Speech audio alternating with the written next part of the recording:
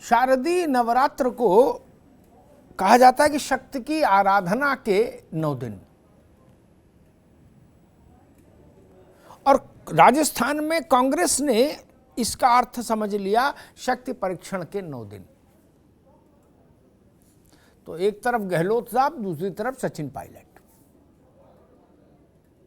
और हैरानी की बात ये देखिए कि कांग्रेस अब तक जिस आरोप को नारे की तरह इस्तेमाल कर रही थी कि जहां भी विपक्ष की सरकार है वहां केंद्रीय एजेंसियां और खासतौर पर इन्फोर्समेंट डायरेक्टरेट, ईडी और सीबीआई को टूल की तरह इस्तेमाल कर रही है केंद्र की मोदी सरकार, और सरकारों को अस्थिर कर रही है विपक्ष की।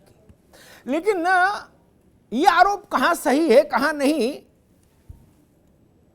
वो बड़ी जांच का विषय है। लेकिन पंजाब में कांग्रेस की सत्ता गई, वहां ईडी नहीं थी, वहां एक और अमरिंदर सिंह, दूसरी ओर नवजोत सिंह सिद्धू, दोनों के युद्ध में पार्टी डूब गई, सरकार डूब गई। और राजस्थान में भी न ईडी है न सीबीआई है, एक और गहलोत, दूसरी तरफ पायलट और दैतेरे की। और इस सब के बीच जब कहीं सुनता हूं कि आला कमान नाराज, या आला कमान ने गंभीरता से लिया, या आला कमान ने रिपोर्ट तलब की, तो स्थिति बड़ी हास्यास्पद हो जाती है। आला कमान या हाई कमान क्या होता है भाई? आला कमान या हाई कमान कोई व्यक्ति, कोई परिवार तब होता है जब वह शक्ति, साहस, सामर्थ्य और चुनाव जिताने की अखंड क्षमता अपने पास रखे। अगर आप चुनाव नहीं जिता सकते पार्टी को,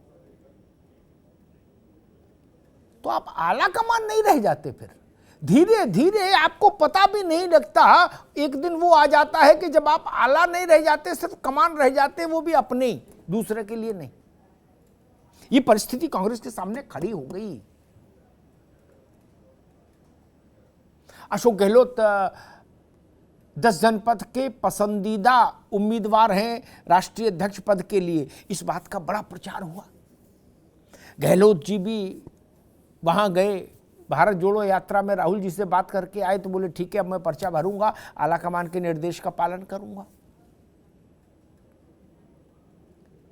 फिर दिग्विजय सिंह से लेकर तमाम नेताओं ने कहा कि भाई एक ही पद पर रहेंगे, 2 पे नहीं रहेंगे।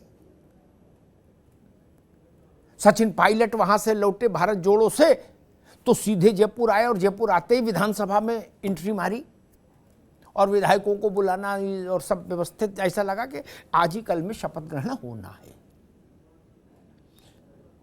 क्या ये दूरदर्शिता का काम था?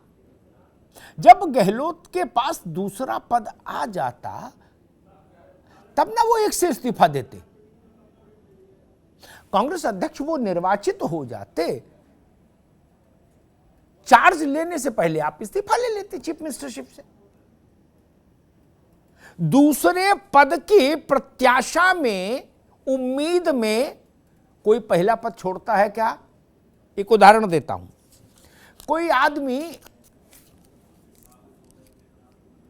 स्कूल में टीचर हो या कॉलेज में प्रोफेसर हो और लोकसभा का चुनाव लड़े, तो आपने दुनिया में ऐसा कोई देखा जो इस टीचर की नौकरी से त्यागपत्र दे दे इस प्रत्याशा में कि मैं चुनाव जीत जाऊंगा तो एमपी हो जाऊंगा? नहीं ना। जब जीत जाता है तो त्यागपत्र देने की बात आती है। उसमें भी आदमी कोशिश करता है कि इस्तीफा ना देना पड़े, लीव विदाउट पे काम चल जाए। लेकिन यहां ऐसी परिस्थिति बनी, और गहलोत जीतेंगे या पायलट जीतेंगे ये विषय अब छोटा है। बड़ा विषय ये है कि जिस पार्टी ने इस देश में सर्वाधिक लंबे समय तक शासन किया, केंद्र में भी और राज्यों में भी, वो पार्टी आज सिमटते सिमटते सिमटते सिमटते छत्तीसगढ़ और राजस्थान तक महदूद हो गई। संघर्ष छत्तीसगढ़ में भी है। अब कुछ लोग कह रहे हैं कि भाई बघेल से भूपेश बघेल से कहा जा रहा है कि आप राष्ट्रीय अध्यक्ष बन जाओ और वहां रायपुर की कुर्सी सिंहदेव को दे दो। वहां सिंहदेव वर्सेस बघेल है। अब बघेल साहब भी सोच रहे होंगे कि क्या अशोक गहलोत के गले से घंटी निकाल के हमारे गले में बांध रहे हो। 2 राज्यों में सरकार है सिर्फ कांग्रेस की, राजस्थान और छत्तीसगढ़, और उन दोनों में भी तबीयत ठीक नहीं। क्या गहलोत इस बात को समझते हैं, समझ गए और उनकी धारणा ये बनी कि राष्ट्रीय अध्यक्ष की कुर्सी पर अब कुछ नहीं रखा, उससे कहीं ज्यादा बेहतर है राजस्थान के मुख्यमंत्री का पद। क्योंकि कांग्रेस में गैर गांधी राष्ट्रीय अध्यक्षों के लिए इतिहास बताता है कि बहुत कुछ कभी रहा भी नहीं, और अब तब नहीं रहा जब पार्टी की हैसियत बड़ी थी। अब तो पार्टी की ही हैसियत रसातल में है, और उसमें भी गैर गांधी राम भजो। हो सकता है पुराने चावल हैं गहलोत जी, सोचा हो इस चक्कर में पड़ना ठीक नहीं। वहां तो दिए में तेल ही नहीं है, वहां मेरी क्या चलेगी। इससे बेहतर है राजस्थान में रहो, यहां कम से कम डंडा तब भी हाथ में है। तो कांग्रेस के राष्ट्रीय अध्यक्ष की कुर्सी का भी अवमूल्यन है इस लड़ाई में। दुविधा में गांधी परिवार फंस गया। जो भी सलाहकार रहे होंगे उन्होंने शायद सलाहें ऐसी दे दी जिससे मरीज की तबीयत सुधरने की बजाय बिगड़ और गई। अब ऐसे अंधेरी गली में गांधी परिवार प्रवेश कर गया है। जब हम लोग बात कर रहे हैं तो मल्लिकार्जुन खड़गे और माकन सोनिया जी को रिपोर्ट देने गए हैं 10 जनपद। मसला ये कि मुगल बादशाही जब अपने अंतिम चरण में आई तो उस सिंहासन पर जो भी बैठे वो लोग बस बराए नाम ही बैठे, चली चलाई किसी की नहीं। इस सत्य को भी गांधी परिवार को ध्यान रखना होगा। पायलट जीते चाहे जीते अशोक गहलोत, लोग कह रहे हैं कि कांग्रेस का हारना तय हो गया, कांग्रेस को का नुकसान तय है, किसी के घर में लड्डू बटे।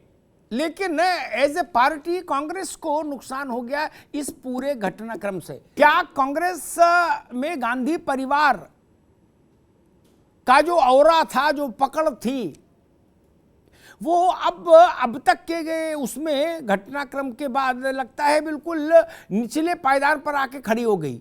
इसलिए अब वो बातें असर नहीं कर पाती हैं कि जब टीवी पे चलता हाईकमान नाराज, हाईकमान ने तलब किया, तो उधर असर ही नहीं होता। दूसरी तरफ मेरा अपना आकलन है, गलत सही हो सकता है। अगर ये कांग्रेस आज से 15-20 साल पहले की कांग्रेस होती राव साहब, तो वास्तव में इसके राष्ट्रीय अध्यक्ष की एक हैसियत थी, बड़ी हैसियत थी, उसका जलवा जलाल था। देश के कम से कम 10-12 राज्यों में एयरपोर्ट पर उतरे तो पूरी सरकार खड़ी हो माला लेके। अब बची क्या? अब क्या बचा? भूपेश बघेल की तबीयत ठीक नहीं हो, गहलोत जी बीमार हो, तो एक आदमी नहीं है जो माला पहनाए मुख्यमंत्री। एक दूसरी चीज, कांग्रेस में पीडी टंडन, पुरुषोत्तम दास टंडन से लगा के और चचा केसरी तक जो भी नॉन गांधी अध्यक्ष हुए, तब जब कांग्रेस का जलवा था, मेरी बात को गौर से समझिएगा अमिताभ तिवारी, उन सबके भी ऐसे बुरे अनुभव रहे कि राम राम कह के धोती बचा के भागे। चचा की तो धोती भी नहीं बची, वो भी फाड़ दी केसरी की। तो ये तो अशोक गहलोत जानते ही हैं कि मैं अध्यक्ष बन भी जाऊं कांग्रेस का तो 24 अकबर रोड में कैंटीन वाला भी मेरी नहीं सुनेगा। आदेश तो 10 जनपद से ही आएगा। क्या आप ऐसा सोचते हैं अमिताभ तिवारी? मान लीजिए कल हाइपोथेटिकल सवाल, अशोक गहलोत अध्यक्ष निर्वाचित हो गए, अशोक गहलोत किसी को राज्यसभा में भेजने के लिए अपनी तरफ से ओके कर देंगे, तो जब वहां कुछ रखा ही नहीं तो यहां की मुख्यमंत्रीशिप छोड़ के क्यों जाए भाई तिवारी जी? क्या यह धारणा नहीं हो सकती, ये सोच नहीं हो सकती? सारा खर्चा 2 मुख्यमंत्रियों के सिर, ठीक, वो बघेल और गहलोत। आलम यह 24 अकबर रोड में जो बाबू हैं, चपरासी हैं और जो काम करने वाले कर्मचारी हैं, वेतनभोगी, वो उनको धरना देना पड़ रहा, तनख्वाह नहीं मिल रही। अब ऐसे में अशोक गहलोत मुख्यमंत्री राष्ट्रीय अध्यक्ष हो जाए या हो जाए भूपेश बघेल या कमलनाथ, तो कुछ को फर्क पड़ेगा। मेरी बात थोड़ी ब्लंट है लेकिन है सच्ची। और ये उम्मीद तो भाई राजनीति में किसी से ना करो चौबे जी, किसी से भी नहीं हो सकती, चाहे कांग्रेस हो चाहे भाजपा, कि अपने घर की एफडी तोड़ा के कोई पार्टी का संगठन चलाएगा। ऐसा तो कोई नहीं। आप कमलनाथ जी को भी ले आओगे तो भी वो अपनी फैक्ट्री बेच के तो पार्टी नहीं चलाएंगे। प्रदीप जी, क्या ये कारण आपको दिखता है कि गहलोत ने सोचा कि नहीं कल रात में शक्ति परीक्षण कर दो, क्योंकि ये वो जानते थे अगर शक्ति परीक्षण के बाद फिर वो कांग्रेस अध्यक्ष तो नहीं हो सकते। राज पुरोहित जी, आप तो मिठाई बांटो, पूछो क्यों? कम से कम इस आरोप से तो बचे कि ईडी और सीबीआई सब जगह बवाल करा रही है क्या? बिल्कुल। अब ये कोई अब ये नहीं कह सकता। पंजाब में भी सिद्धू और अमरिंदर में जूता चला तो पार्टी और सरकार दोनों गए वहां से। राजस्थान में गहलोत साहब और पायलट जी जुज्जम जुज्जा हो रहा है। लेकिन अभी किसी खांटी कांग्रेसी ने भी ये नहीं कहा कि ईडी और सीबीआई का कोई राजस्थान में है। तो आप तो पहले ये करो कि 1.25 कुंटल लड्डू बांटो। बड़ी मुश्किल से जान छूटी नहीं नवरात्र में। अब क्या दिख रहा है आपको? ऑपरेशन लोटस मुझे लगता है अब जरूरत नहीं, तो ऑपरेशन गोभी का फूल हो गया कांग्रेस में खुद ही। तो लोटस क्या करेगा? नहीं। अब क्या स्थिति बन रही, क्योंकि आप भाई भाजपा भी ऐसा तो है नहीं कि नींद की गोली खा के सोएगी। जब इतना बड़ा वहां हंगामा मच रहा है तो भाजपा भी कुछ ना कुछ देखेगी दूरबीन लगा के। क्या दिखाई दे रहा है? मार्केटिंग मॉड्यूल है बीजेपी का। अग्निहोत्री चौबे जी ना बीजेपी क्या आप मत करिए। कांग्रेस एक टिप्पणी करके राजपुर जी आप इस पर फिर बताइए। एक मिनट। भैरव सिंह शेखावत के समय भी दो बार उनके जीवन में ऐसी समस्याएं आई थी। ठीक, गहलोत ने उन्हीं से राजनीति सीखी है। क्या दिक्कत है? मुझे तो याद है वो समय जब भैरव सिंह भी ऑपरेशन कराने गए थे बाहर और यहां पीछे से खेल कर दिया था, लेकिन वो भी भैरव सिंह थे। उनने ऑपरेशन कराते कराते खेल पलट दिया और जब सांगानेर उतरे तो नारा लगा राजस्थान का एक ही सिंह भैरव सिंह, भैरव सिंह। क्या हंगामा मच गया था। तो आदमी में ताकत होती तो करते। भैया राजपुरोहित जी ये बताओ, आप जब देख रहे हो दूरबीन से तो आपको क्या दिख रहा है, मसला क्या है और इसका राजनीतिक परिणाम, इसकी राजनीतिक प्रतिश्रुति, इसका फल कहां पर जाके टिकेगा? क्या मतलब सिक्का हवा में है, जब टिकेगा आके तो चित होगा, पट होगा या खड़ा होगा? मुझे 3 संभावनाएं दिखती हैं। आप बताइए भाजपा को उसमें सबसे ज्यादा क्या दिखता है? एक दोनों की बैठ के पंचायत दिल्ली में हो जाए, गहलोत और पायलट की, और एक हो जाए भाई पायलट बैठेंगे या गहलोत बैठेंगे। ठीक, एक ये रास्ता बनता है। एक बनता है अशोक गहलोत या पायलट अलग हो गए पार्टी से, दोनों में से कोई। ठीक, क्यों राजे अशोक एक सेकंड पायलट आपके घर भी आ जाएंगे, पुराना याराना है, कोई समस्या नहीं। तीसरा संभावना बनता है कि वक्त से पहले चुनाव हो और भाजपा केंद्र अपने को अलग खड़ा रखे और कहे कि भाई वहां पॉलिटिकल केओस है, राजनीतिक अनिश्चितता है, चुनाव पहले कराओ। मैं कांग्रेस की आज की लीडरशिप को, टॉप लीडरशिप को, सो कॉल हाईकमान को, मुगलों के अंतिम बादशाह जो लोग रहे, रंगीले शाह रंगीले और इस तरह के जो लोग रहे छोटे बादशाह बाद में, जिनकी स्थिति ये हो गई कि लाल किले से पालम तक जिनका राज्य सिमट गया, और उसमें भी विक्रम राव साहब तो इतिहास को बहुत बेहतर जानते हैं, लेकिन उसमें भी ये स्थिति हो गई कि मुगल बादशाहों को लाल किले से बाहर निकलने के लिए मेटकॉफ से परमिशन लेनी पड़ती थी, कहने को वो बादशाह थे।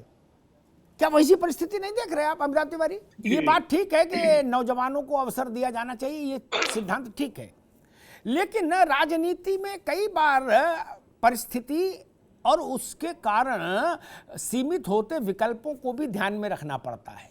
ठीक, इसलिए कोई एक हार्ड एंड फास्ट रूल नहीं हो सकता। जैसे अगर गहलोत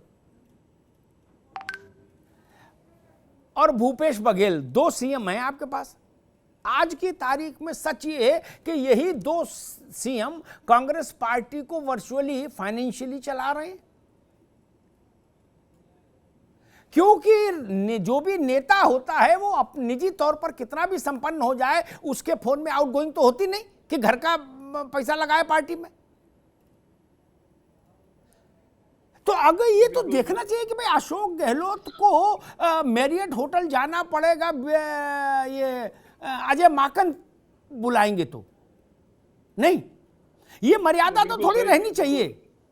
बिल्कुल सही कह मुझे याद है, आपने भी देखा होगा, जब 2014 में Amit Shah general secretary incharge होके बीजेपी के गए यूपी, तो बहुत तमाम लोग उनसे मिलने आए पार्टी ऑफिस, लेकिन कल्याण सिंह जी से मिलने वो उनके घर गए। हमारा शरीर जब अशक्त होने लगता है अवस्था उम्र के कारण, तब भी अगर हम अपने को 18 साल का मानने की गलती करें तो हाथ पर तुड़वाने के अलावा कुछ हासिल नहीं होगा। ये सत्य तो स्वीकार करना होगा।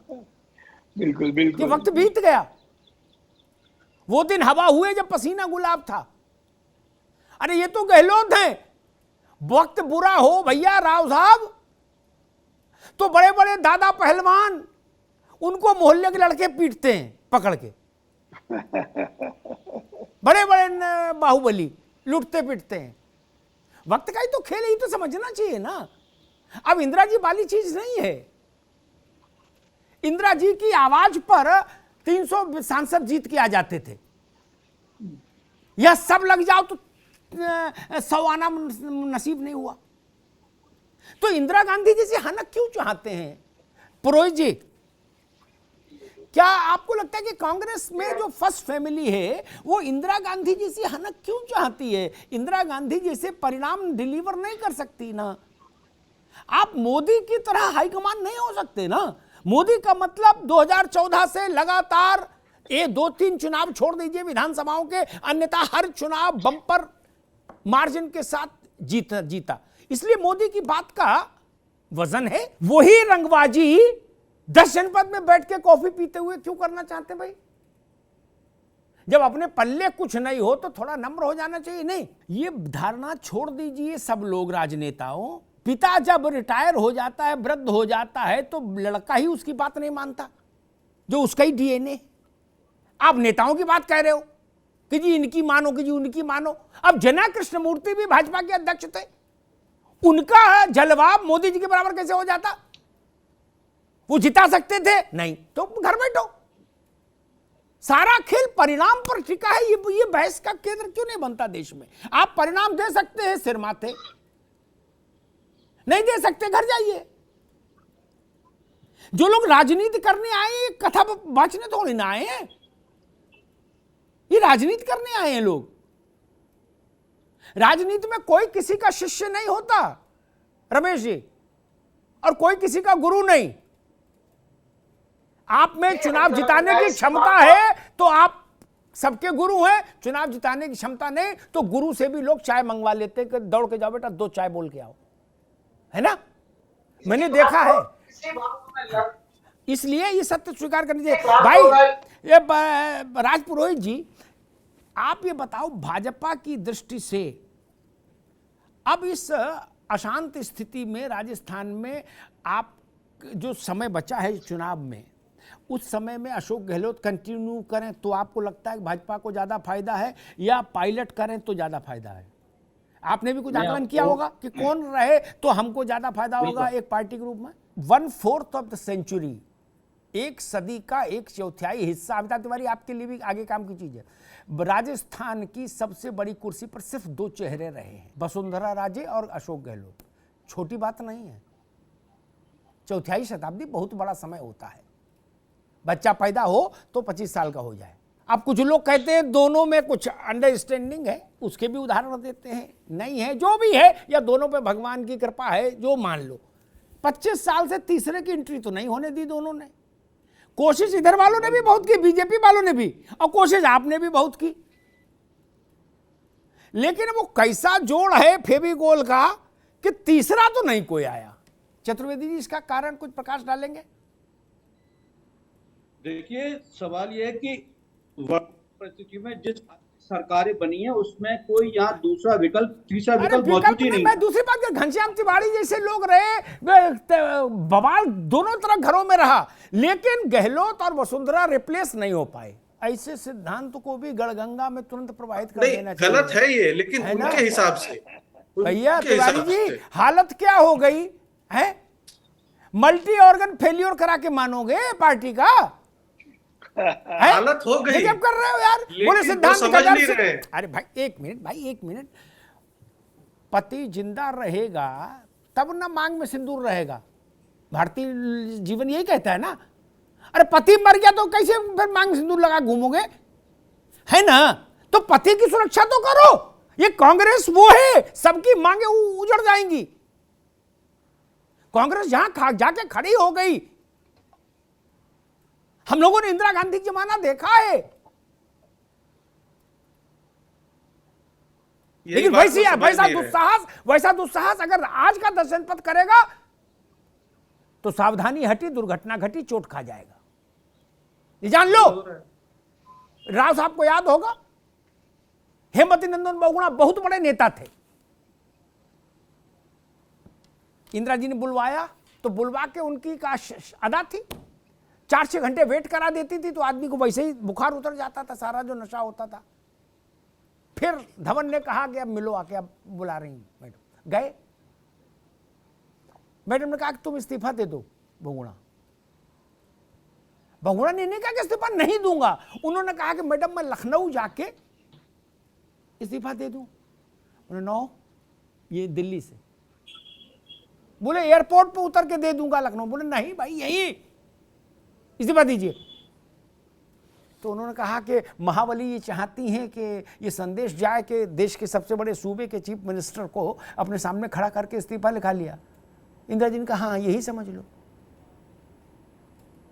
उसके लिए मसला ये होता है, रमेश पुरोहित जी, इंदिरा गांधी, नेहरू, मोदी, किसी में कोई विशेष वो नहीं है। ईश्वर ने सबकी संरचना एक से की। जो जिता सकता है वो नेता, अन्यथा रिश्ते में आप बाबा लगो चाहे परबाबा, पूछता कोई नहीं। राजनीति का जितना मुझे समझ है, मैंने ये भी देखा टीवी पर और अखबार में और जनता में भाषण में नहीं बोलते नेता ये, लेकिन सच्चाई प्रैक्टिकलिटी ये है कि सरकार रहे तब जब मैं रहूं, और मैं नहीं रहूं तो मेरे ठेंगे से सरकार कल गिरती हो आज गिर जाए। ये सब पार्टियों का यूनिवर्सल नियम है। ये नियम लिखा नहीं जाता है, मुंह से बोला भी नहीं जाता है, लेकिन ये यहां रहता है। अरे मैं मंत्री बनूं तो सरकार चले नहीं, मैं जब मैं ही मुख्यमंत्री मंत्री नहीं बना, तो अगर यही करना होता तो फिर दूसरा काम नहीं करते, किसी स्कूल मास्टर नहीं हो जाते। राजनीति करने आए हैं भैया, कोई कथा भागवत करने थोड़ी ना आए गए लोग, या सचिन पायलट और ना वसुंधरा। अच्छा भाई छगन सिंह जी, एक बात बताइए, मैं राजस्थान के बहुत सारे लोग मेरे मित्र हैं, सारे राजनीतिक उसमें जितने लोग हैं, अक्सर लोग कहते हैं कि भाई वसुंधरा और गहलोत जी में कुछ अंडरस्टैंडिंग तो है। राज्यसभा का जो अभी चुनाव हुआ था उसमें भी हाय तौबा मची, लेकिन जो होना था वो हो गया। नहीं, मैं इतना भी इसको और सरल करूं प्रश्न को, क्या इस बात को लेके एक समझ दोनों नेताओं के बीच में रही 25 वर्ष कि भाई हम रहे तुम रहे, वहां के लिए तो प्रतिद्वंदिता होगी, लेकिन तीसरा कोई झांके इधर क्या खिड़की की तरफ तो तुम भी पत्थर मारना और हम भी पत्थर मारेंगे, चाहे किसी पार्टी का हो। चौबे जी, ये बात तो लोग कहते हैं, राजस्थान में हर तीसरा आदमी कहता है, जिसे भी राजनीति केवल सूचनाओं का आदान प्रदान है, बहुत सारी चीजें होती हैं। भैरव सिंह, ठीक है, भैरव सिंह जी की ये असल में क्या है, अशोक गहलोत और वसुंधरा, जहां तक मैं समझता हूं दोनों लोगों ने भैरव सिंह जी के राजनीतिक कौशल से बहुत सीखा और उसका बड़ा बड़ा हिस्सा अपने जीवन में उतारने की कोशिश की। भैरव सिंह जी की सरकार हिला दुला दी, कांग्रेसियों ने, वो अपना जनता दल वाले एक विधायक थे वो बवाल किए, कांग्रेसी भी पीछे लग गए। नरसिंह राव की सरकार थी, भैरव कांग्रेसियों के कांग्रेसी विधायकों ने अपने प्रधानमंत्री से मिलने का समय मांगा, प्रधानमंत्री कार्यालय ने समय नहीं दिया। जब समय नहीं दिया तो भैरव सिंह जी जयपुर से उड़े, आए, शाम को प्रधानमंत्री के साथ चाय पी, राजस्थान के विकास पर चर्चा की, फोटो जारी कराई, वापस चले गए। कांग्रेसी रोते रहे, बोले बर्बाद हो गए हम। ये भैरव सिंह करते थे। शीशराम ओला और गिरिजा व्यास, चतुर्वेदी जी को याद होगा, पुराने आदमी है। एक बार भैरव सिंह जी ने पता नहीं उनको खाने बुला, क्या कौन सी जड़ी बूटी खिला दी कि फिर वो कभी भैरव सिंह के खिलाफ नहीं आए? ना, गलत तो नहीं कह रहा भैया? ओला जी भी बहुत बड़े नेता थे जाटों के। मैंने एक बार पूछा था भैरव सिंह जी से, अब छोड़िए यहां बताने की बात नहीं, लेकिन मैं बता रहा हूं कौशल तो था।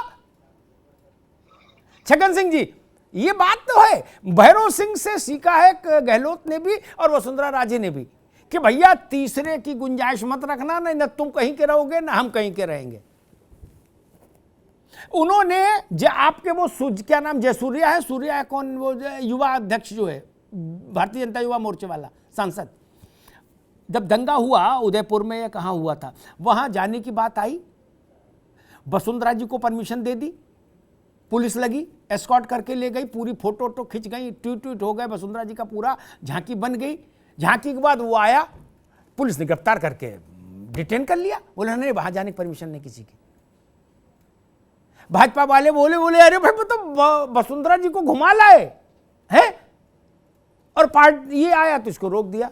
छगन सिंह जी, ये तो है ना, क्या गहलोत की मजबूती का यही कारण है? कांग्रेस के पास 2 ओबीसी बड़े नेता हैं, जिसमें एक तो बड़े अभी हुए भूपेश बघेल, सीएम हुए इसलिए बड़े हुए, अन्यथा एक बड़ा चेहरा है अशोक गहलोत, और ये तब से बड़ा चेहरा है। मुझे याद है विश्वनाथ प्रताप सिंह ने एक बार मुझसे कहा था कि मुझे गाली दे सकते हैं लोग, लेकिन मैंने जो मंडल की सिफारिशें लागू की हैं उसके बाद भाजपा के लिए कल्याण सिंह को हिलाना और कांग्रेस के लिए गहलोत को हिलाना संभव नहीं होगा। अब ओबीसी वर्चस्व की राजनीति होगी देश में, ये बीपी सिंह ने मुझसे कहा था। बड़ा चेहरा है अशोक गहलोत ओबीसी का, हिंदी बेल्ट में 40-50 सालों से सक्रिय है। क्या गहलोत को अगर साइडलाइन किया गया और कुछ वैसी परिस्थिति बनी तो क्या है हिंदी भाषी भारत में कांग्रेस को ओबीसी वोट में डेंट लगेगा? सीताराम केसरी ने एक बार मुझसे कहा, राव साहब कि अग्निहोत्री नेता जब निगम बोध घाट जाता है तभी रिटायर होता है। बोले समझ लो, उससे पहले नहीं। अब केसरी जी गुणी आदमी थे, उन्होंने किताब नहीं पढ़ी लेकिन जिंदगी तो पढ़ी थी। जिस आदमी ने दशकों तक कांग्रेस के खजाने पर राज किया, जिसके लिए नारा बन गया कि न खाता न बही, जो केसरी कहें वही सही। तो दूसरी चीज मैं एक बात कहूं, ठीक बात जी, जो अमिताभ तिवारी ने कहा कि सचिन भी ओबीसी नेता है, हाँ, लेकिन एक ही वर्ग के हजारों लोग राजनीति में होते हैं अमिताभ तिवारी, लेकिन वर्ग एक समय में किसी एक को अपना प्रतिनिधि घोषित करता है। क्या उत्तर प्रदेश में सबने यादव अपनी पार्टी में रखे, कांग्रेस, भाजपा, लोकदल, कम्युनिस्ट, सबने, लेकिन मुलायम सिंह को कोई रिप्लेस नहीं कर सका। मुलायम सिंह मतलब यादव, मतलब मुलायम सिंह, ठीक। बिहार में भाजपा ने नंदकिशोर यादव को अध्यक्ष बनाया। हमसे बीजेपी के एक बड़े नेता ने कहा कि अब आप देखना यादव में डेंट लगाएंगे। राई रत्ती डेंट नहीं लगा, राई रत्ती डेंट नहीं लगा। यादव मतलब लालू है ना। यह भी एक होता है, और जातीय अस्मिता और जातीय स्वाभिमान मैंने कल्याण सिंह जी के साथ देखा। उम्र के चौथे चरण में भी कल्याण सिंह जी का वर्ग कल्याण सिंह जी के ही पीछे खड़ा रहा। और एक बात मैं बताता हूं, इससे इसका ताल्लुक नहीं, लेकिन जो बात अमिताभ तिवारी ने कही उसके संदर्भ में, कल्याण सिंह जब पार्टी छोड़ दिए बीजेपी, उन्होंने एक अपनी पार्टी बनाई, राष्ट्रीय जनक्रांति पार्टी, शायद अगर मैं सही याद कर रहा हूं। वो उत्तर प्रदेश में चुनाव लड़ी, 4 एमएलए जीते। लोगों ने कहा कल्याण सिंह जी का टाइम फिस हो गया। पुरोहित साहब, मैं और उस समय के बीजेपी के जनरल सेक्रेटरी ऑर्गेनाइजेशन, संगठन महामंत्री गोविंदाचार्य बैठे, एक एक सीट का एनालिसिस किया।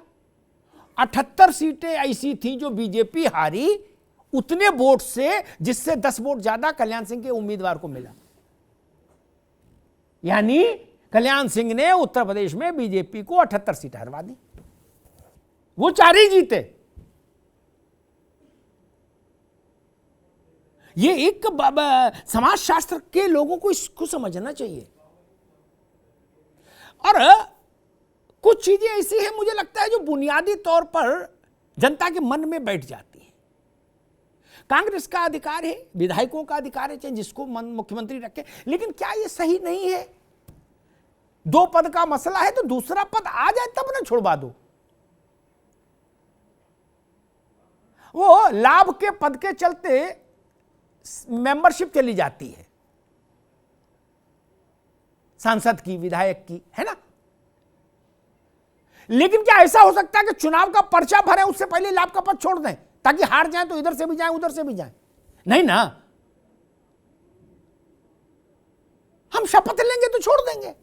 यही ना दुनिया में उसूल है। और पता नहीं कांग्रेस को याद है कि नहीं याद है, एक मुख्यमंत्री कांग्रेस के राष्ट्रीय अध्यक्ष भी रहे और मुख्यमंत्री भी रहे, राव साहब को स्मरण होगा।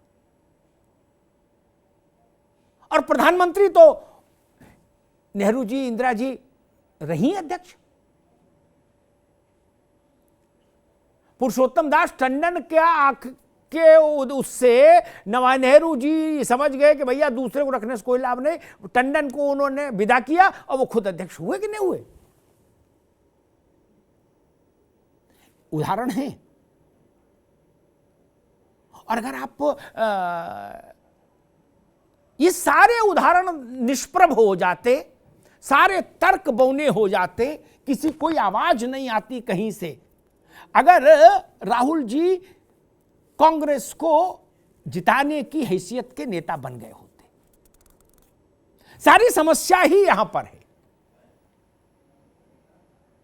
मुझसे कोई पूछे मोदी जी और राहुल जी, तो मैं कहूंगा मोदी जी की विशिष्टता यह है कि वो चुनाव जिताना जानते हैं, राहुल जी की विशिष्टता यह है कि वो चुनाव नहीं जिता सकते।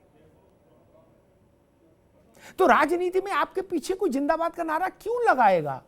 Tell me. भाई मुझे कोई नमस्ते बार बार इसीलिए करेंगे कि कहीं नौकरी दे देंगे चैनल में। चैनल में नौकरी नहीं दे सकता, उसको पत्रकारिता नहीं सिखा सकता और को मेरा जिंदाबाद करो, क्यों करेगा?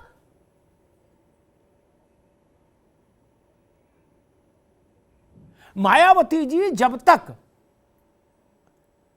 किसी रैंडमली जिसके माथे पर हाथ रख दे उसको 15 दिन में सांसद और एमएलए बनाने की हैसियत की नहीं, तब तक मायावती जी का सिक्का चला कि नहीं चला अमिताभ तिवारी? वो जादू खत्म हुआ तो मायावती जी वनवास में चली गई। सारा खेल जादू का है। गहलोत साहब की जादू की बात नहीं कर रहा हूं, जिताने का जादू। राजनीति में इसके अलावा कोई व्याख्या ही नहीं, न समाजवाद है, न लोकवाद है, न धर्मवाद है, न राष्ट्रवाद है, कुछ नहीं, कोई वाद नहीं। विशुद्ध जिता सकते हैं तो जय जयकार। मैंने राजनेताओं को देखा है, रमेश पुरोहित जी, जब वो जिताने की हैसियत से थे तो वो गाड़ी से उतरते थे तो 2-2, 4-4 हजार लोग घेर लेते थे। जब जिताने की हैसियत चली गई तो टेलीफोन करके पूछते थे खाली हैं क्या आप, तो आ जाइए, बैठा जाए, चाय पिए। ये समय का सच है, इसको स्वीकार करना होगा। और एक चीज और भी है, मैं ये नहीं कह रहा कि सचिन पायलट का भविष्य क्या होगा, गहलोत जी का, मैं ज्योतिषी नहीं, लेकिन सचिन पायलट के लिए और ज्यादा दबाव बनता और तर्कपूर्ण बात होती अगर कल सचिन पायलट के पक्ष में 90 विधायक खड़े होते। रमेश पुरोहित जी, आप मेरी बात से सहमत है ना? अगर पायलट के लिए 90 विधायक खड़े होते तो अशोक गहलोत के पास ये नैतिक सत्ता होती ही नहीं कि शांति धारीवाल के यहां टेंट लगवा दें। गहलोत जी दुखी होते या सुखी होते, इस्तीफा देते और दिल्ली आते। लेकिन 19 विधायक पर आप कमजोर आला कमान के कंधों पर बैठ के मुख्यमंत्री बनना चाहते हैं। आप इंदिरा जी के समय में हुए होते सचिन बाबू, तो आप जाने कब के चीफ मिनिस्टर बन गए होते राजस्थान में। इंदिरा जी गहलोत को बुला के 5 मिनट में इस्तीफा ले लेती, 5 मिनट में। और डाटा सोरा क्या नाम है उनका, वो सब बाहर ही रह जाते, अंदर कोई जाता नहीं डर के मारे, जो अध्यक्ष हैं आपके। लेकिन अब इस हाई कमान में संभव नहीं। बीजेपी में होते और बीजेपी ऐसा कमिट करती तो आपको बना देती 5 मिनट में मोदी जी। गुजरात में देखा ना आपने, मुख्यमंत्री समेत पूरी कैबिनेट ही बदल गई। किसी को कहीं आपने कोई हाथोबा सुनी नहीं। पुराने वाले भी प्रणाम कर रहे, नए वाले भी प्रणाम कर रहे, करे जी मोदी जी ठीक है, सब ठीक है। क्योंकि सब जानते हैं कि उन्हीं के नाम का मंगलसूत्र पहनना है। जिताने की मशीन वही है। कांग्रेस को सबसे पहले इस बात पर ध्यान देना होगा। भारत जोड़ो यात्रा से कुछ नहीं होना जाना। पार्टी एकजुट तब रहेगी जब आप चुनाव जिताने की स्थिति में रहेंगे, अन्यथा कोई फेविकोल पार्टी को जोड़ के नहीं रख पाएगा। ये बात जान लीजिएगा। धन्यवाद।